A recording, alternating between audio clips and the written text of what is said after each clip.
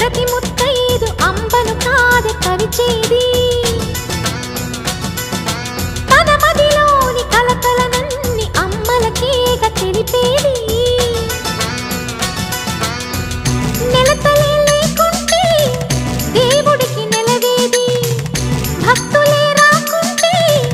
గుడికి ఇక వెలుగేది దయతోటి కుంకుమ పూలు అక్షింతలు